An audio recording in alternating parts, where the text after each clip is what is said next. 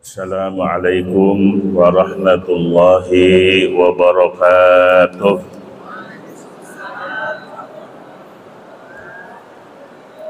Lemes amat, ngantuk, dingin ya. Bismillahirrahmanirrahim. Alhamdulillahi rabbil alamin. Wal aqibatu lil muttaqin. Wala udwana illa ala zalimin. Wassalatu wassalamu ala asrafil anbiya'i wal mursalin wa ala alihi wa sahbihi ajma'in, amma ba'd. Inni tawakkaltu ala Allah rabbi wa rabbikum ma min dabbatin illa huwa akhizum binasiyatiha. Inna rabbi ala siratim mustaqim. Kaum muslimin dan muslimat jamaah Ahad-Duha Jakarta Islamic Center yang semoga senantiasa dimuliakan Allah Subhanahu wa ta'ala, selalu sehat walafiat, panjang umur. Insya Allah kita tetap semangat beraktivitas mencari ilmu. Bapak Ibu sekalian yang dimuliakan Allah, Allah Subhanahu wa ta'ala menciptakan manusia dalam bentuk yang terbaik. Dalam Al-Quran Allah Subhanahu wa ta'ala menegaskan, laqad khalaqnal insana fi ahsani taqwim. Sungguh kami telah menciptakan manusia dalam bentuk yang terbaik, bentuk yang paling sempurna. Kita ini manusia diciptakan Allah adalah makhluk yang paling sempurna. Dibandingkan dengan malaikat, manusia itu terbaik. Apalagi dibandingkan dengan hewan. Dengan malaikat sekalipun, bahwa kita ini sebagai manusia fi ahsani taqwim, dalam bentuk yang terbaik. Manusia diciptakan sebagai makhluk yang paling sempurna. Coba lihat, mata kita dua, telinga dua, hidung lubangnya dua, ada mulut. Makanya kita ini diwajibkan manusia kudu ngaji. Apa ngaji? Di Arab itu kagak ada yang namanya ngaji. Mana po ngaji? Kagak nemu. Ngaji itu adanya di Jawa. Ngaji sanga lan siji. Jadi orang ngaji itu menjaga lubangnya yang 9 yang dimiliki oleh manusia. Ada berapa Pak lubangnya manusia? 9. Telinga 2, mata 2, hidung 2, mulut 1, yang nyumpet ada 2, jadi 9. Insya Allah kalau kita rajin ngaji, maka kita akan bisa menjaga yang 9 lubang itu. Jamaah sekalian yang dimuliakan Allah Subhanahu wa ta'ala, maka kalau kita bicara tentang manusia, saya mau tanya nih, manusia itu bahasa apa? Manusia itu bahasa Arab. Ada 2 versi manusia. Ada manusia. Kalau manusia, man itu artinya orang, siapa? Nusia, yang diberi sifat lupa. Jadi manusia adalah orang yang diberikan sifat lupa. Kalau manusia, ma itu sesuatu, nusia yang diberi lupa. Jadi manusia itu adalah sesuatu yang diberikan sifat lupa. Kalau orang Sunda lain lagi nih. Ada orang Sunda? Orang Sunda kata manusia, mana manusia? Nah. Tapi kalau orang Sunda bilang manusia itu disebutnya jelema. Ya, jelema. Kenapa dikata jelema? Jelema ngejejel di perut emak. Makanya disebutnya manusia.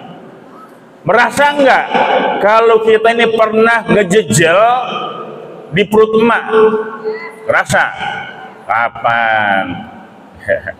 Kita pernah ngejejel di perut emak berapa lama?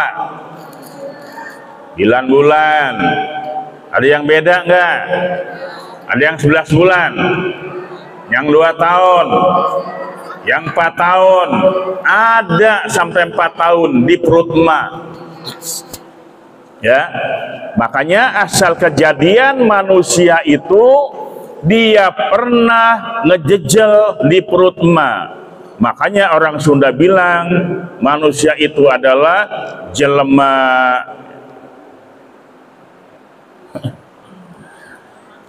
Dalam kitab Arba'in An-Nawawiyah ada hadis yang panjang. Inna ahadakum yujma'u khalquhu fi batni ummihi arba'ina yauman nutfatan summa yakunu alaqatan misla dzalik summa yakunu mudghatan misla dzalik. Sesungguhnya salah seorang di antara kamu sekalian dikumpulkan kejadiannya fi batni ummihi, di dalam perut ibunya, arba'ina yauman 40 hari, nutfatan, baru merupakan nutfah, cairan yang kental. Ada seorang ibu hamil, usia kandungannya berapa lama?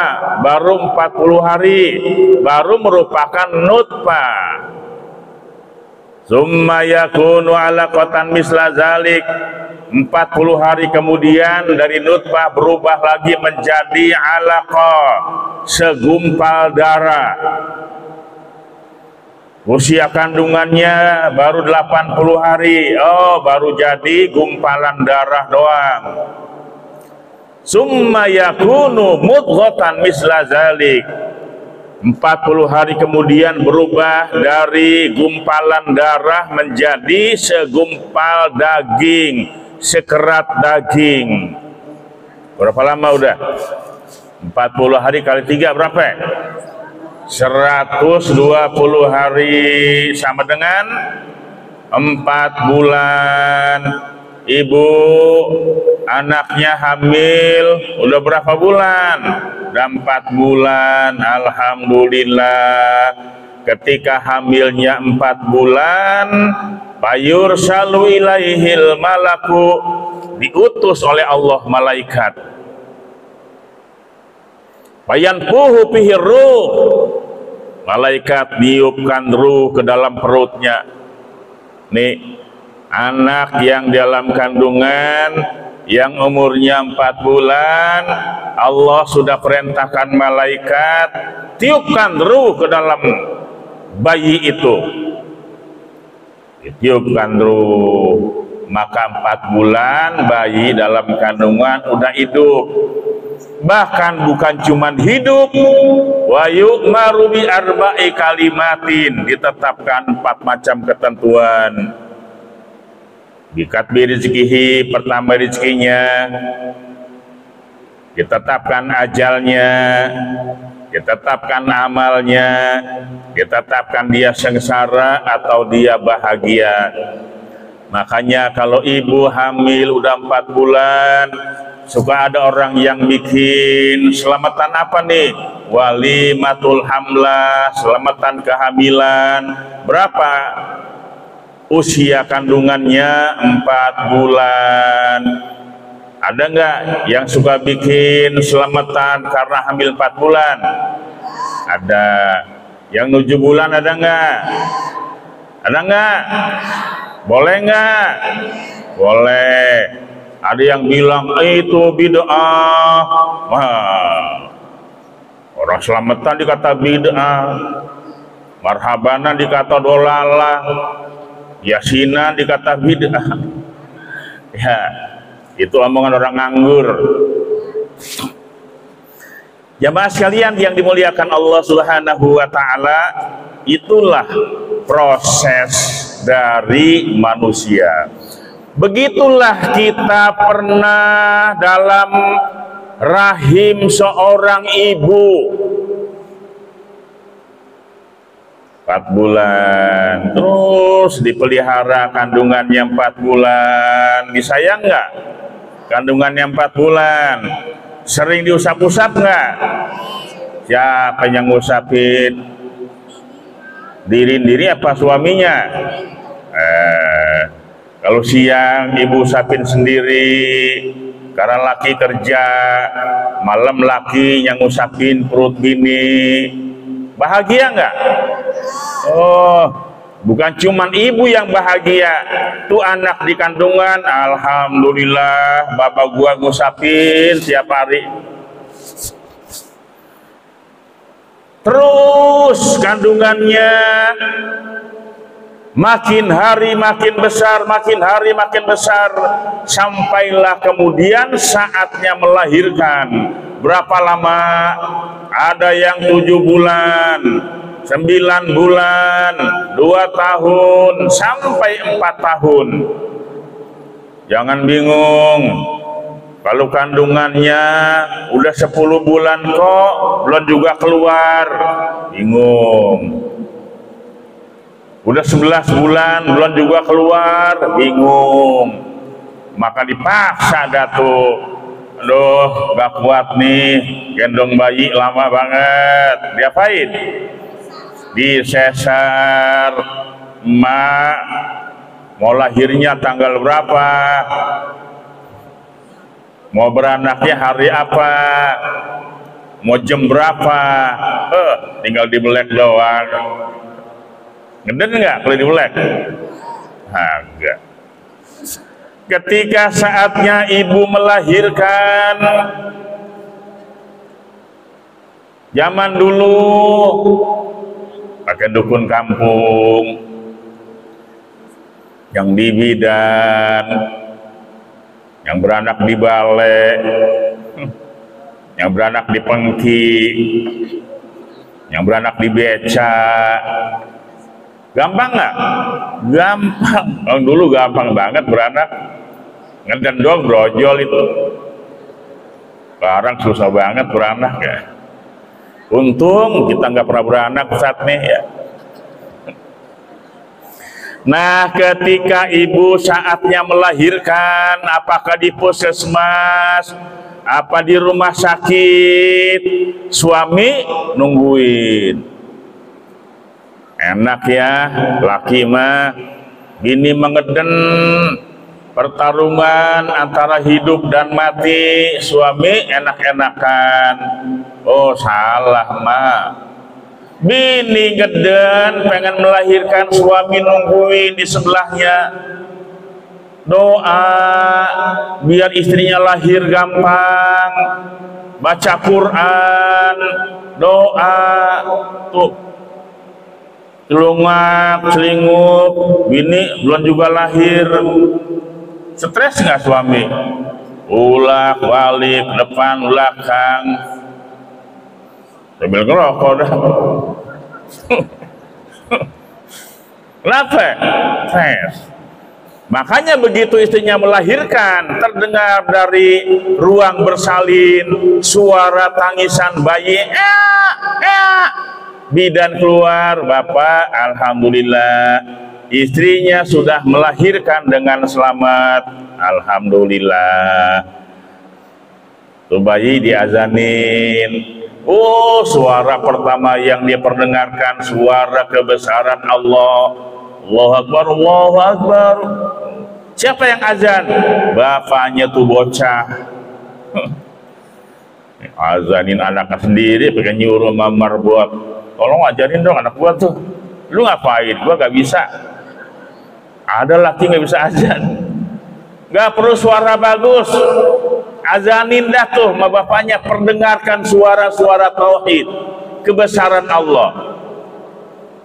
Sebelum mendengarkan suara-suara yang lain, azan diperdengarkan. Udah lahir, alhamdulillah anaknya perempuan. Pak, mohon maaf ya, rumah sakit ini kan paket bersalin, sekaligus bikin akte kelahiran dan lain-lain. Bapak, tolong kasih nama sekarang juga. Dia bingung, ini nama siapa ya? Terserah bapak, kan bapak-bapaknya. Dalam tadi pas anak saya lahir, saya lagi baca Quran. Ulaika hum syarrul bariyah. Sadaqallahul azim, ditandain tuh. Wah, ini aja nih namanya nih. Siapa namanya Pak ini aja nih? Ada di Quran nih, syarrul bariyah. Udah. Ini nama dah syarrul bariyah. Wah, dapat aja 40 hari Ustaz diundang. Ustaz, tolong ya, anak pertama lagi nih perempuan, biar jadi anak yang soleha, berbakti kepada ibu bapak, taat pada Allah dan Rasulnya. Ya, siapa namanya Bu? Syarrul bariyah. Baca tafsir syarrul bariyah, syarrul makhluqat, sejahat-jahatnya makhluk. Zombie nih. La ilaha illallah. Iya Ustaz, itu saya ambil dari Quran. Fir'aun juga ada di Quran. Berani nggak kasih nama anak yang laki-laki biar jadi raja, kasih nama Fir'aun? Ada nggak? Biarpun ada di Quran kan namanya syarrul bariyah, jahat-jahatnya makhluk.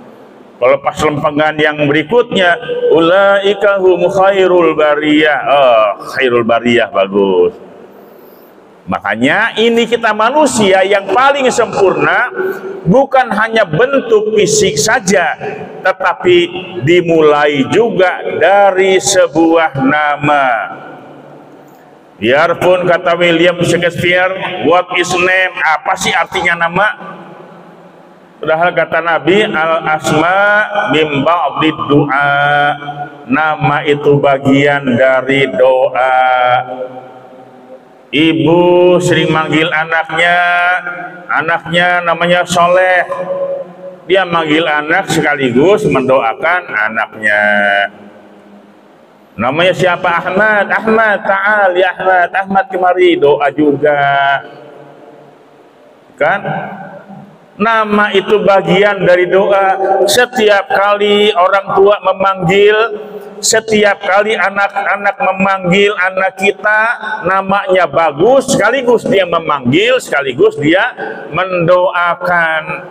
Makanya orang tua jangan panggil nama anak sembarangan. Anak kasih nonong, jenong, mari lo warung. Tahuan anak jenong, panggil jenong. Pesek, mari lo. Doa. Tega banget orang tua. Monyet, mari lo. Doa. Ibu bapak sekalian yang saya muliakan, yang bertanya nih, kita ngobrol ya. Waktu ibu melahirkan anak, brojol, anaknya nangis apa ketawa? Nangis. Kalau ada yang anaknya ketawa, begitu lahir, lapor mas saya ini. Pak, saya beda tuh. Begitu melahirkan, nyengir, ketawa. Ternyata nggak ada. Semuanya menangis. Anak yang keluar dari rahim ibunya menangis. Padahal ayahnya, ibunya, tetangga, keluarga berdatangan menyambut gembira karena lahirnya sang bayi. Senang nggak? Senang. Oh, tangga datang pada bawa kado. keluarga datang ucapkan selamat, semuanya bahagia. Tapi yang disambut gembira, yang disambut dengan bahagia, justru malah nangis. Maka ulama berkata, waladatka ummuka ya ibna adam bakian wa nas haulaka yadhakuna surura. Ketika engkau dilahirkan dari kandungan ibumu, kamu dalam keadaan menangis, padahal manusia sekitar kamu itu tertawa. Wajhad li nafsika an takuna idza bakau fi yaumi mautika dhahikam masrura. Berusahalah kamu, kalau ketika kamu lahir menangis, orang lain tertawa bahagia. Nanti kelak saatnya kamu yang mati meninggalkan dunia ini, kamu yang tertawa, orang lain yang dulu ketawa sekarang nangis. Pengen begitu ya? Oh, dulu kita lahir nangis, orang ketawa bahagia. Begitu kita yang meninggal dunia, kita yang ketawa, wajahnya cerah ceria, berbekal amal yang soleh, siap menghadap Allah. Sementara orang yang dulu tertawa sekarang nangis. Siapa yang meninggal? Anu tuh jamaah pengajian yang suka hari Ahad duha ngaji di Islamic Center, sekarang mati, meninggal dunia. Inna lillahi wa inna ilaihi rajiun. Orang berduka cita, semuanya merasa kehilangan. Dari sini kita kirimin Fatihah, kita doain. Siapa yang meninggal? Yang meninggal orang baik. Gitu ya? Pengen nggak? Pengen mati? Pengen kalau kita nanti mati orang doain kita, orang berduka cita. Kan ada orang gini, waktu dia lahir nangis, orang ketawa. Begitu dia meninggal dunia, dia masih menangis, wajahnya pucat pasi, belum siap untuk mati. Dosa dan maksiat masih banyak dia perbuat, belum sempat tobat kepada Allah. Sementara malaikat maut tidak kenal kompromi, jatah hidupnya udah habis.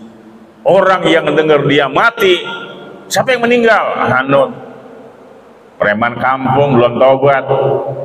Oh si Anu, yang marah nyolong ayam gua, iya, mampus dah. Wih, alhamdulillah, aman nih, aman di kampung kita nih. Yang mati siapa?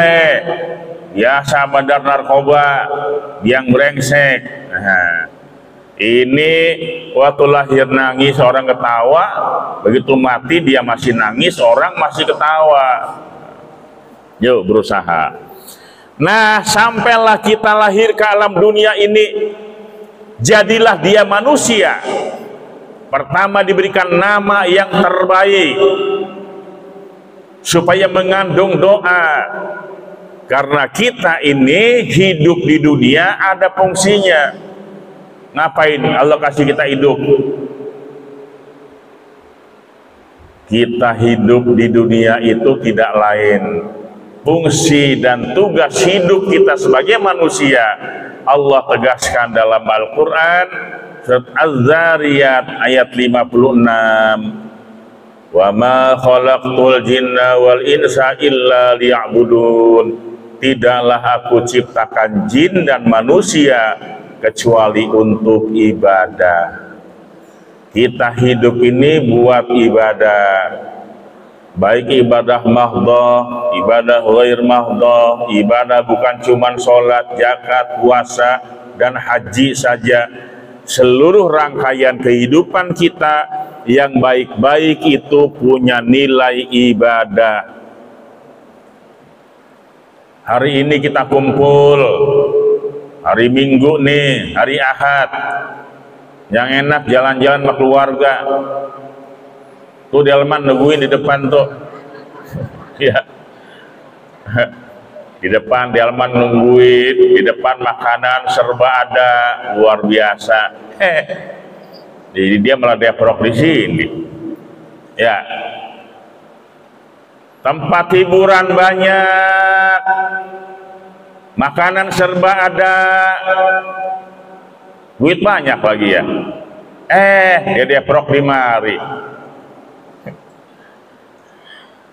Kita pilih deprok di sini, oh nilainya jauh dibandingkan dengan orang-orang yang hari Ahad ini rekreasi, cari hiburan. Ya nggak apa-apa, bagus cari hiburan kali-kali.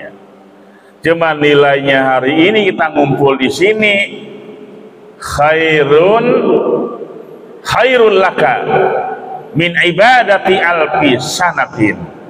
Pahalanya lebih baik daripada ibadah 1000 tahun. Coba ibu ibadah 1000 tahun dibandingkan dengan ngumpul hari ini di sini, itu pahalanya lebih baik dari ibadah 1000 tahun.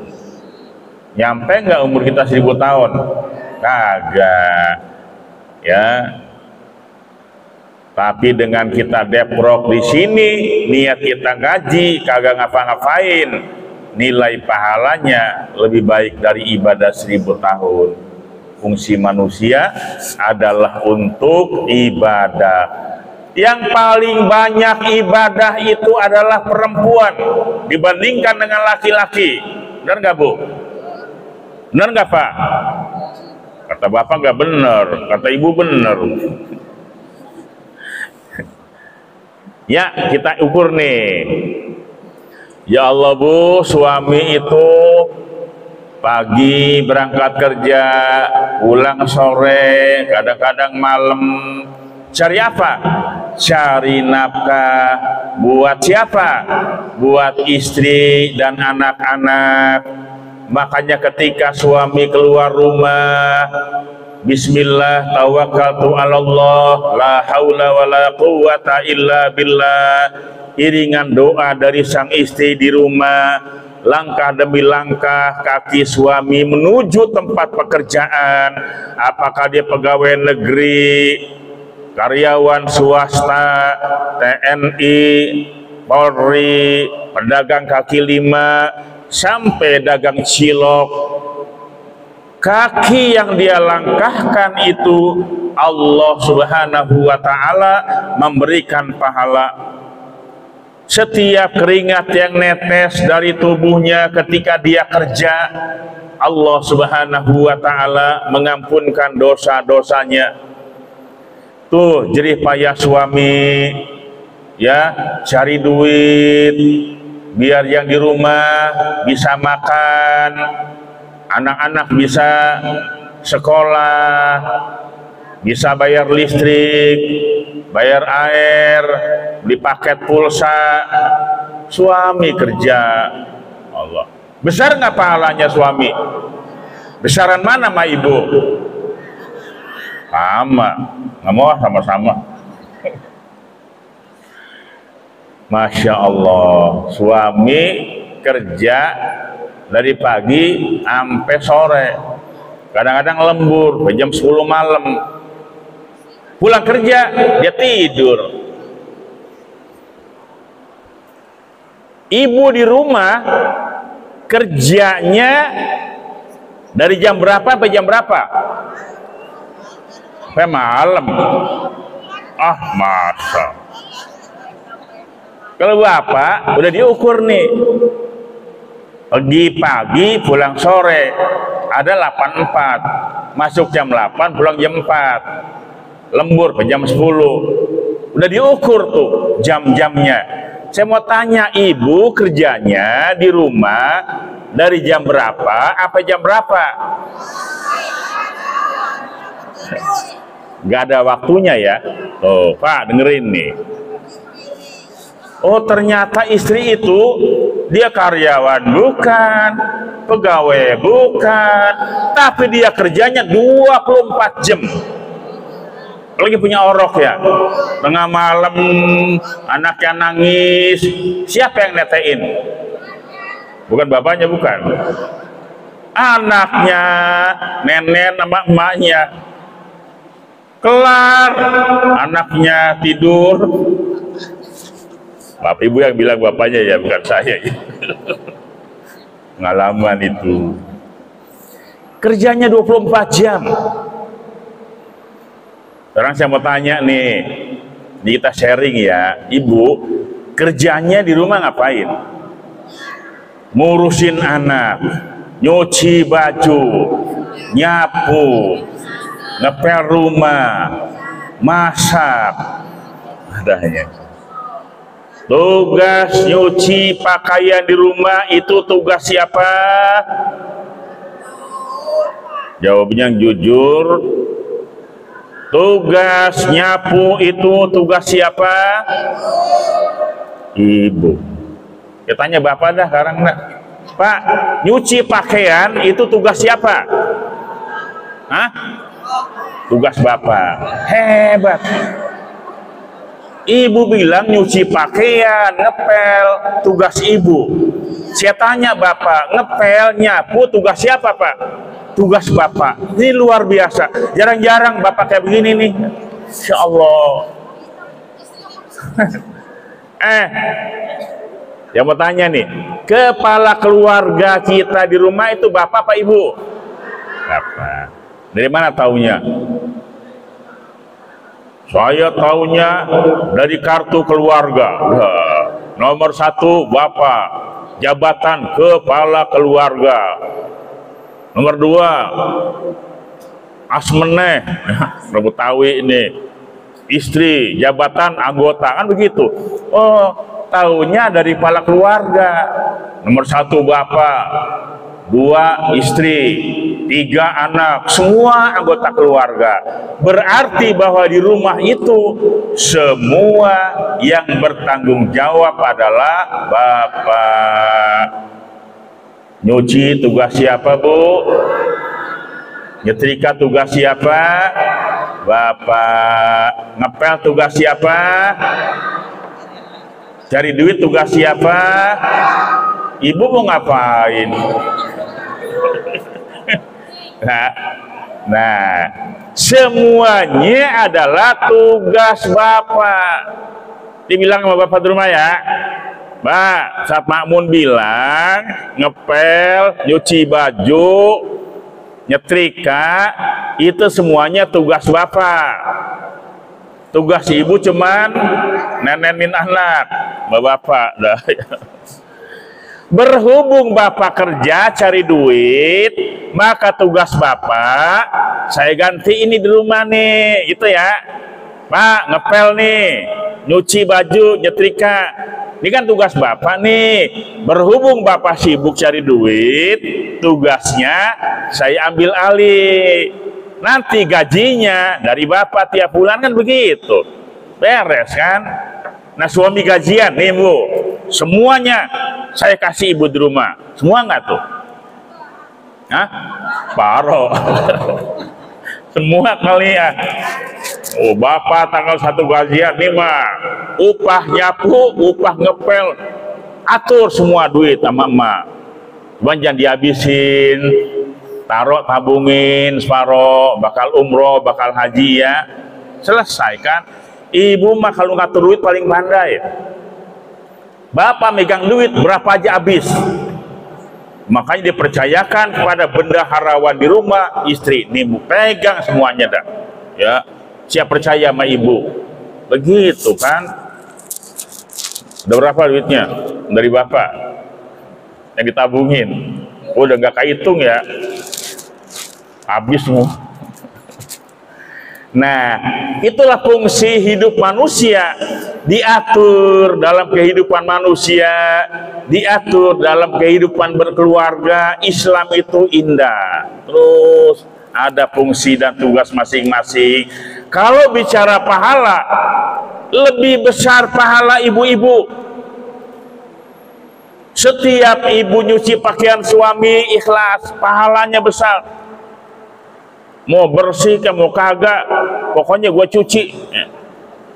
Sekarang pahalanya udah mulai kurang. Kenapa? Pakaian bapaknya diumbruk tuh, masukin plastik, laundry kiloan. Tugas semua udah ringan ya, laundry kiloan ya. Kata suaminya, biasanya ibu nyuci yang putih-putih bersih mengkilat. Kok sekarang cuma bersih doang, Seminggu lalu warnanya putih, sekarang udah coklat. Anu Pak, maaf ya, saya tugasnya udah saya alihkan ke ibu laundry sono. Laundrynya kiloan lagi, kilo 6.000. Tugas tuh sih.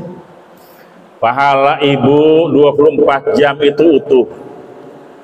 Dari mulai bangun tidur sampai tidur lagi, ibu pahalanya terus nggak berkurang. Dengan catatan jangan pernah gerundel. Apa tuh gerundel?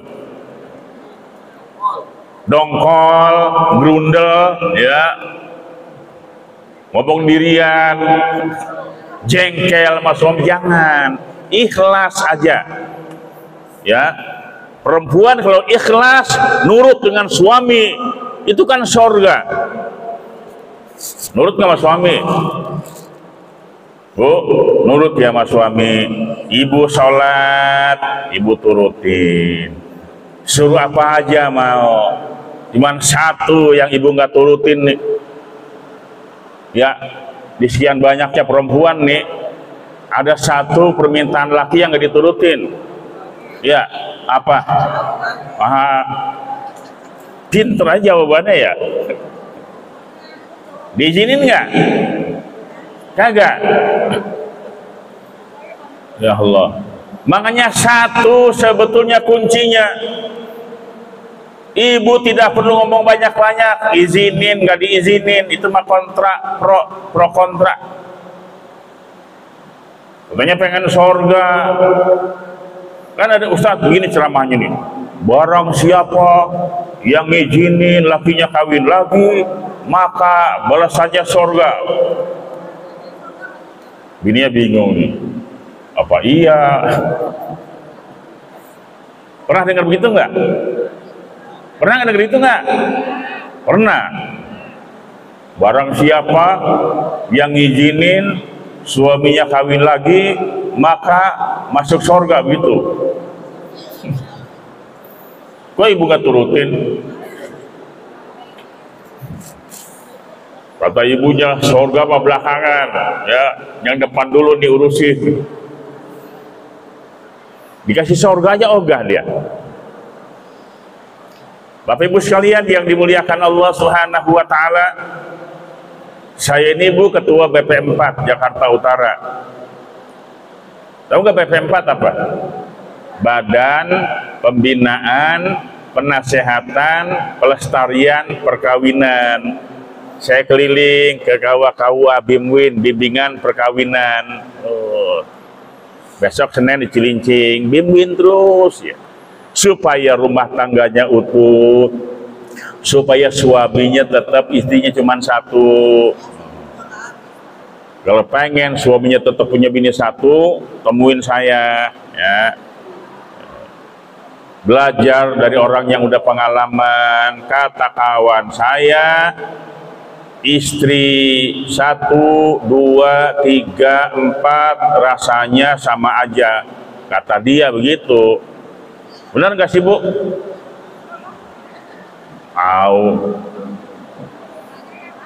Ini mah kata yang udah pernah. Wah, Ustadz, istri 3, 4 rasanya sama aja. Nah, ini modal nih buat ibu nih. Bilang sama bapaknya, Pak, kata yang udah pengalaman, istri 4 rasanya tetap satu.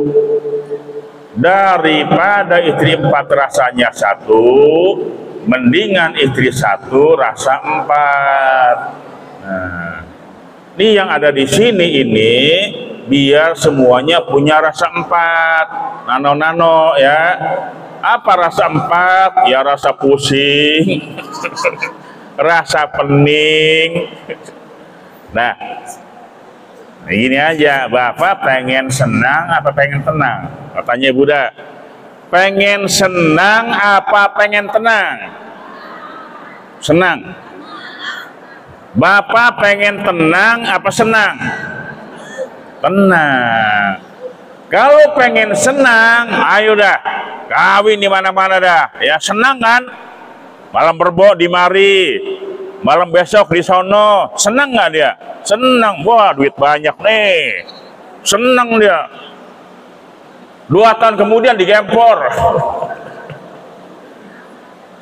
Itu kalau pengen nyari senang. Tapi kalau pengen nyari tenang, atuh aja dirawat dah.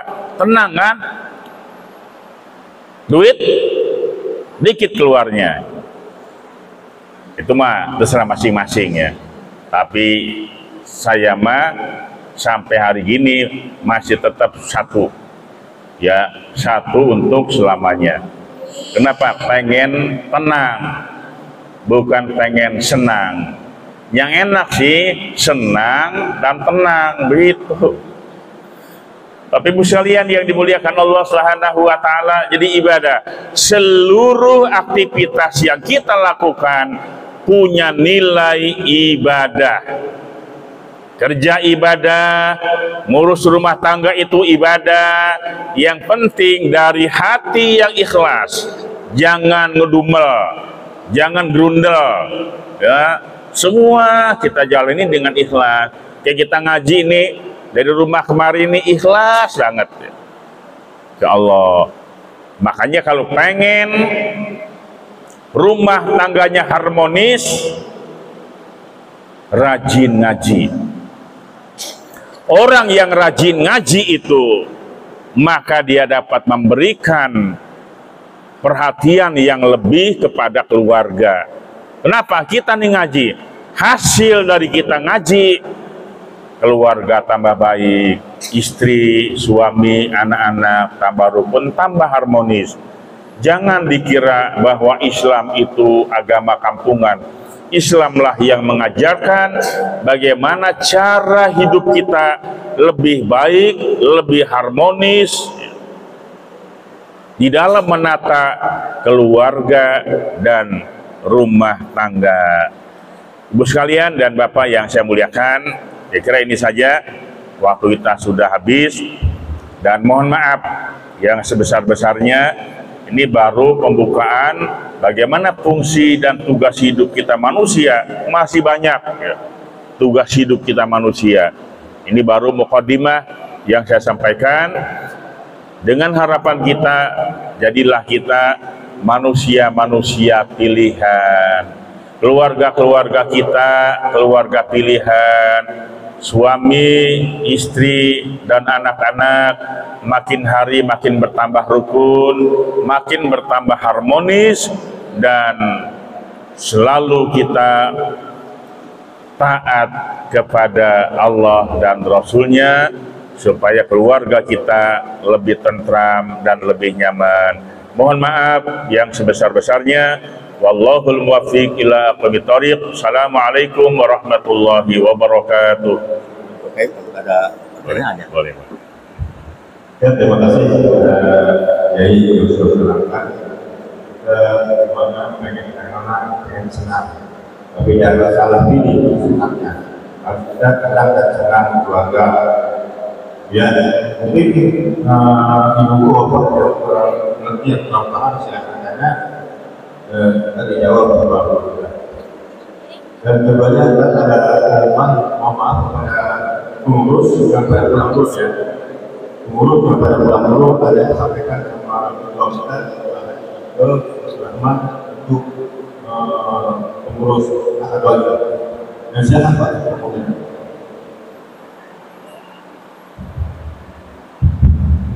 Assalamualaikum warahmatullahi wabarakatuh.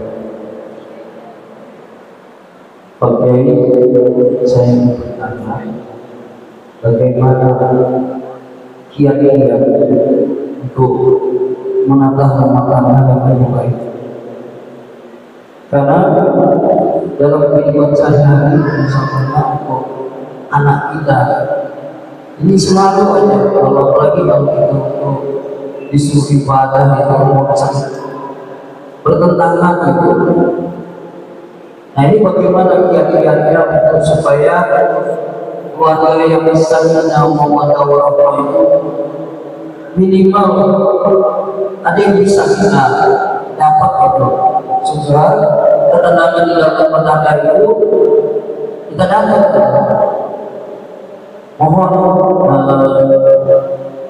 pencerahannya, kiat-kiatnya apa saja yang bisa kita bawa pulang ke rumah agar membina rumah tangga kita sebagai rumah tangga kita bisa terangkat di rumah tangga kita, sehingga keluarga kita itu benar-benar yang kita harapkan sebagaimana cita-cita dari awal kita menikah atau memperistri seorang istri itu, supaya keluarga kita itu benar-benar yang diharapkan.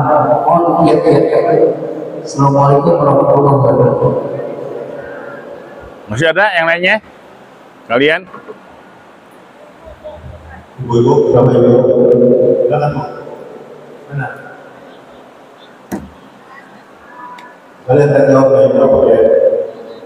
Ada yuk, ada. Bawa Bapak seperti ini tidak bawa Bapak. Ayo Bapak ini kan ada. Ayo Pak, apa? Nah. Ya udah, nggak tahu. Iya. Terkait dengan bagaimana membangun keluarga. Saya memang di BIMWIN itu, bimbingan perkawinan, kalau dulu namanya SUSCATEN, kursus calon pengantin. Sebelum dia nikah, biar paham ilmu kerumah tanggaan. Sebab mengurus rumah tangga itu sesungguhnya dibilang gampang ya gampang, dibilang susah ya susah. Yang penting bagaimana tahu ilmunya kita mengatur keluarga. Kita orang tua jangan hanya mengharapkan yang penting saya ya suami istri harmonis. Tetapi kadang-kadang anak-anak ini di luar kontrol kita. Kalau sebelum terlambat, kan dari awal nih, dari awal berkeluarga, saya namanya punya materi kami mempersiapkan generasi berkualitas. Kalau buat yang sudah menikah, itu materinya tentang keluarga sakinah, keluarga yang tentram. Sakinah itu apa sih? Kan doanya begini nih, buat keluarga, semoga menjadi keluarga sakinah, mawaddah, warahmah gitu kan. Sakinah itu apa? Bukan hanya tenang, tentram, tapi dari sakana yaskunu, tempat tinggal, kan? Keluarga itu akan dipengaruhi oleh lingkungan tempat tinggal. Tempat tinggal sangat berpengaruh. Nah, dimulai dari tempat tinggal kita nih.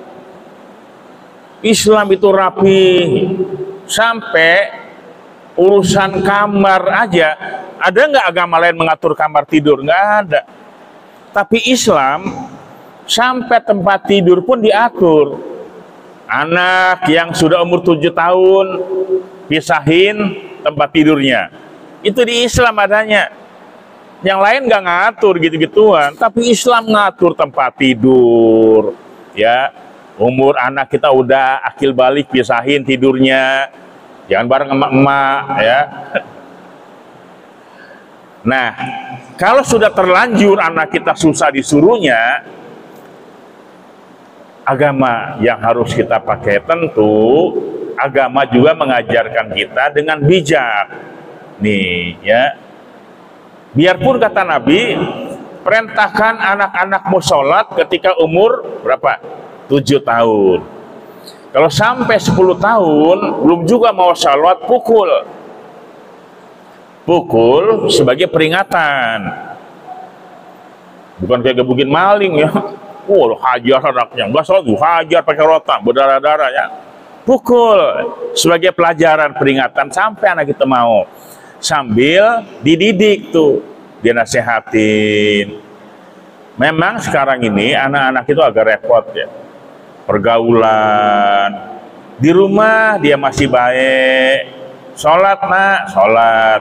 Ketika dia sudah di luar sudah mulai itu asik main di luar ini, maka pengaruhnya sangat besar. Maka yang paling pertama kali tanamkan kepada anak-anak kita itu agama. Nabi itu memberikan peringatan kepada kita orang-orang tua Allimu auladakum li'annahum makhluquna li zamanin ghaira zamanikum. Ajarilah anak-anakmu sekalian karena mereka akan hidup di satu zaman yang berbeda dengan zaman kamu. Zaman emak kita dulu beda sama zaman kita, ya. Zaman kita sekarang ini akan berbeda dengan zamannya anak-anak kita nanti, akan berbeda. Makanya persiapan anak-anak kita. Ini belakangan nih, sebulan terakhir, zaman apa nih? Yang lagi rame sekarang apa ini? Belakangan. Zaman apa? Kurang jelas gue kacamata. Zaman apa? Penculikan anak. Ya. 100 buat ibu sama mati saya ya. Iya. Zaman sekarang zaman penculikan. Ini bingung kita. Saya kira isu-isu doang kan. Wah, berita hoax nih. Oh, ternyata si Hotman Paris udah nemuin tuh kan, mama yang anaknya ketemu udah habis dalemannya. Itulah manusia, makin hari makin ganas. Hati-hati punya anak, ya. Kenapa kita ini menjadi lengah? Mak-mak terutama nih, mak-mak sementara cuman curiga sama bapaknya doang. Bapak keluar rumah, mana pak? Mana pak? Tengah malam belum pulang, mana pak? Suami belum pulang ke rumah jam 10 malam, telepon terus. Di mana pak? Rumah janda sebelah ya bukan. Tapi anaknya belum pulang, dicuekin. Laki aja telepon terus. Giliran anaknya, enggak. Akibat karena fokus nyari bapak aja terus, anaknya hilang. Jadi perhatian sekarang, yuk fokus. Tenang bu, suami nggak kemana-mana ya. Yuk fokus bagaimana pendidikan anak-anak. Ditambah lagi sekarang penculikan anak-anak. Coba, anak lagi sekolah di TK diculik. Nah ini sebenarnya mengundang perhatian kita. Mungkinkah selama ini kita lalai, kita lengah, fokusnya sama yang lain, keluarga ternyata menjadi objek orang lain, diculik lah, dikasih permen lah, ternyata isinya narkoba, bahaya ya.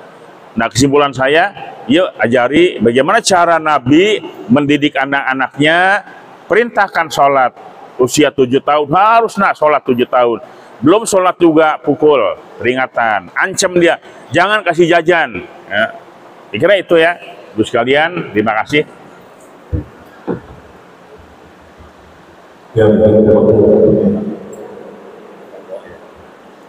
Ya. Ya, terima kasih kepada Bapak Ibu. Selanjutnya ada pengetahuan atau laporan dari negara hasil pengumuman komputer kemarin 579.000, kalau 332.000 pengeluaran komputer. Ini pengeluaran kegiatan kita kegiatan kedua sebanyak 390.000. Sekali lagi pengeluaran komputer diserahkan ke Cek Jakarta Utara sebanyak 393.000, saldo kas 514.000 rupiah. Sekali lagi, alhamdulillah punya saldo kas 514.000 rupiah. Mudah-mudahan yang teman ibadah ibu setelah tempatnya dilibatkan tersebut. Al-Fatihah.